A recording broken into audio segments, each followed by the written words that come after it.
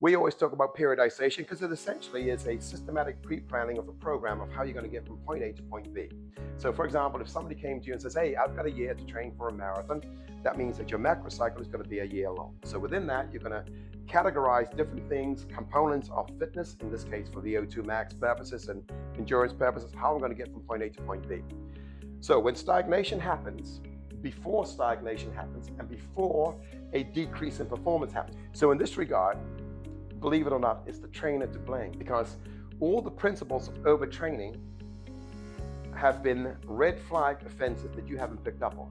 So it's amazing because we focus on the stagnation and the going backwards in terms of physical performance. But even before that happens, the first thing that would have been affected is this. The psychology of the client would have been affected. So to give you a bit more of an insight, this client has been coming to you for, let's say, 6 months.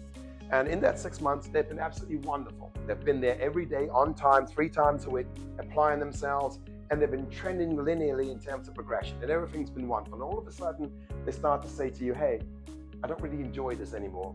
I'm losing some desire to want to train. I don't want to turn my clock on and get up at 5 o'clock in the morning to train with you. Those are red flag offenses. It said that somewhere along the spectrum that they're becoming or losing the desire to train. So clearly at that particular moment in time, you now have to change either the environment or the stimulus that has made them feel that way in the first place.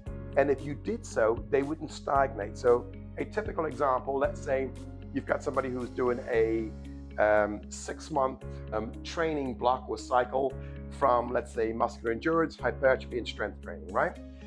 However, within that particular period in time, they've been making all these different progressions and everything's going swimmingly well. And all of a sudden, they start to say to you, hey, I'm not enjoying this anymore.